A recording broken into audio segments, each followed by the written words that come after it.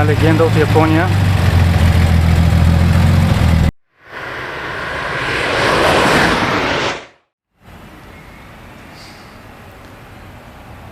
Малка част от залата на славата. С сериозни състезателни машини.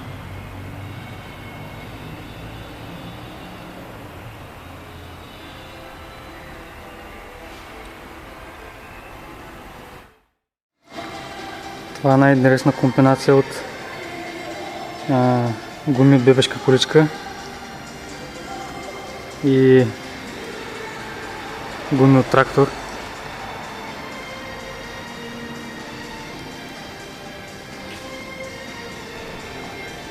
Изглежда като да понавървява. Този назобан осмак. Не мога да го фана в кадър. Много голямо чудовище.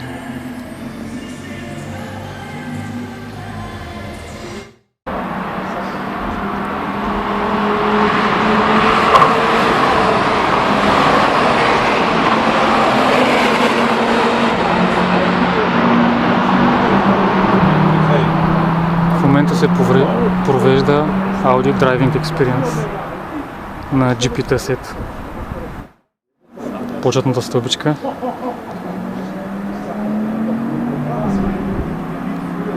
V10 еросмици.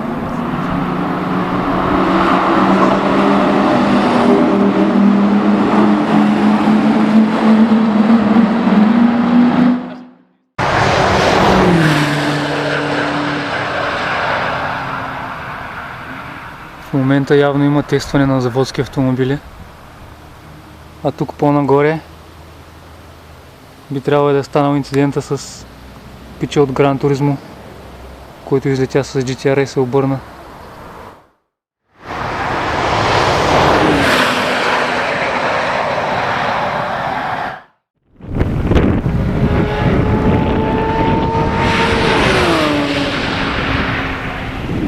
Наближаваме една от най-бързите части на пистата. Това е Шведен Кройц или швейцарският кръст. Когато е любителско каране, това е най-бързата точка на пистата. След което следва този лек ляв завой и остър десен. Тук на тази права по-мощните коли развиват над 260 км в час.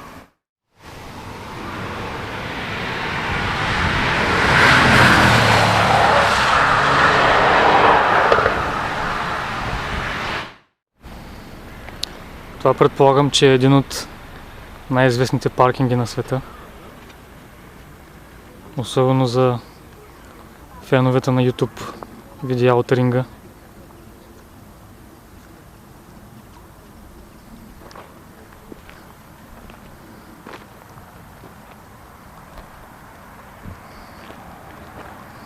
Има още 15 минути до началото на сесията.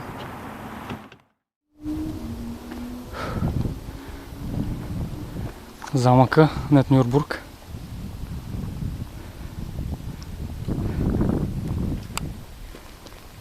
И карачи от Испания. Семисликове, карбоново крило. Найса. Дори и в градчетата край ринга си личи, че си на пистата.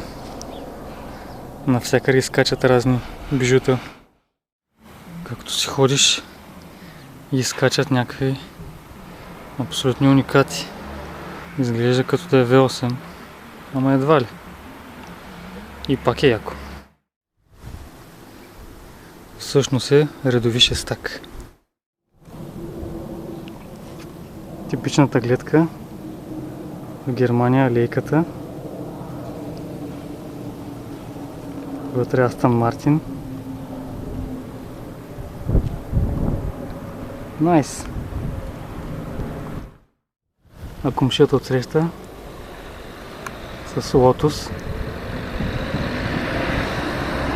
Само сериозни машини. Този паркинг е много специален, понеже е част от основната причина да съм тук на ринга. Благодарение на известният ютубър Миша.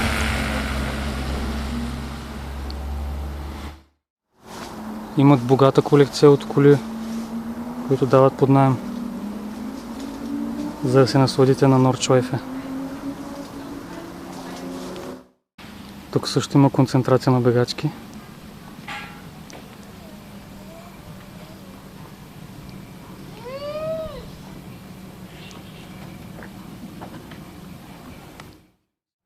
Това е много приятна гледка, къщичката, и до нея хамбара с багачките.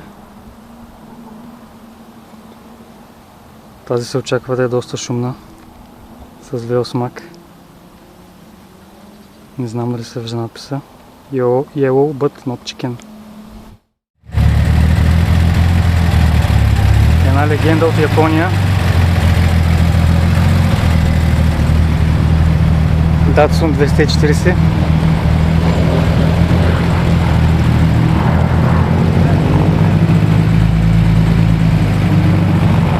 Ще превземе ринга. I guess it's heavy. The engine is heavy. Yes.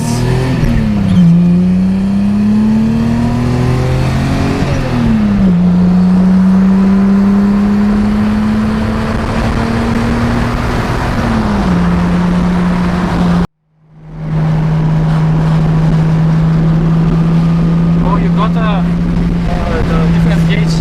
Yeah. This is for the fuel. This is volt. This one is the fuel and this one's for the voltage. Do you have for the oil? This one is for the oil and for temperature. Because nowadays, when I watch videos on YouTube, the problem with the most cars, they get so hot. Yeah. While we were talking and driving, she even got down to like 190, which is the perfect temperature. Otherwise, she is pretty. She will try to get hot like immediately. In a really hot summer day, you have to either put her out or try to drive the whole time.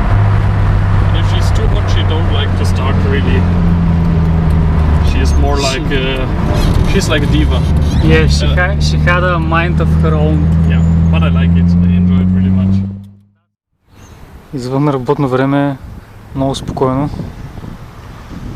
Чуват се и птички, като разходка в парк.